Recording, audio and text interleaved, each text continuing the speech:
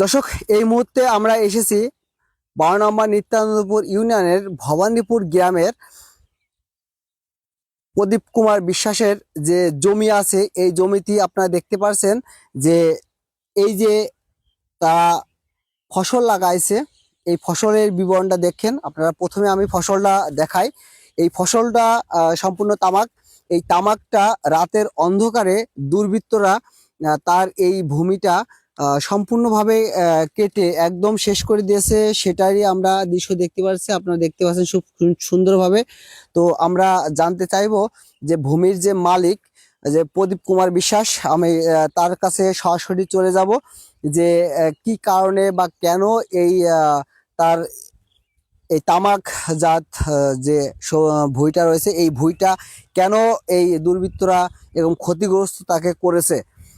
দাদা ভালো আছেন? হ্যাঁ জি, ভালো আছি। দাদা, আপনার এই যে ভূমিটা আপনি খুব কষ্ট করে এই তামাক রোপণ করেছেন, কিন্তু আমি জানতে পারছি যে এখানে বেশ কয়টা দেখলাম যে মানে আপনার ভুঁইটায় প্রায় অধিকাংশই রাতের আধারে বা দুর্বৃত্তরা কাটছে, কেটে একদম শেষ করে দিয়েছে আপনার এই কষ্ট করা এই জমিটা। তো আসলে আপনি বলেন তো যে কিভাবে কাটছে, বা আপনি কি জানেন কিনা, বা আপনার কোনো শত্রু আছে কিনা? বলছি, মেন বিষয়টা হচ্ছে কি, রাতের আধারে কে বা কারা কেটেছে এটা আমি বলতে পারবো না।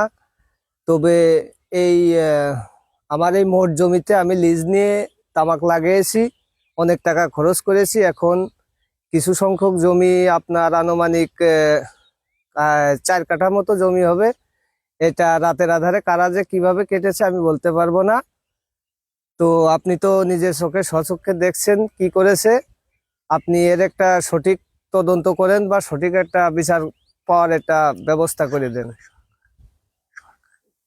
আর সরকারের কাছে বিনীত অনুরোধ জানাই, এর জন্য সঠিক তদন্ত করে বিচার হয়। দয়াকে ধন্যবাদ জানাই।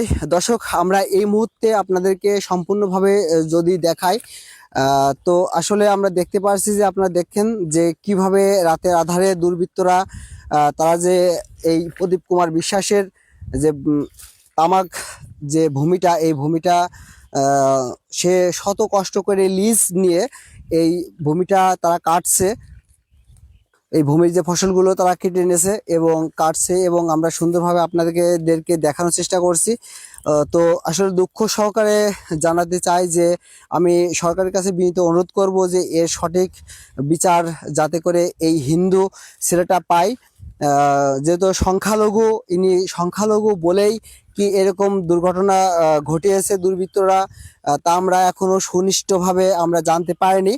তবে আমরা যতটা ধারণা করছি যে উনি তার নিজস্ব জমিও না, সে এই জমিটা লিজ নিছে, এই লিজ নিয়ে এই জমিটা সে রোপণ করেছে তামাক। এই রোপণ করা তামাকটা সম্পূর্ণভাবে রাতের আধারে দুর্বৃত্তরা কেটে দিয়েছে, এরকমটাই আপনাদেরকে দেখাচ্ছি। এবং আমরা যে ভূমির যে বর্তমান মালিক তার সাথেও কথা বলেছি। আমরা চাই যে আপনারা বেশি বেশি করে লাইভটা শেয়ার করে দেন, এবং ইহনো মহোদয় সাহেবের কাছে আমি অনুরোধ জানাবো যে এর সঠিক বিচার করার জন্য, এবং দুর্বৃত্তরা কারা ছিল, কে কে ছিল, তাদেরকে খুঁজে বের করার জন্য আমি অনুরোধ করছি।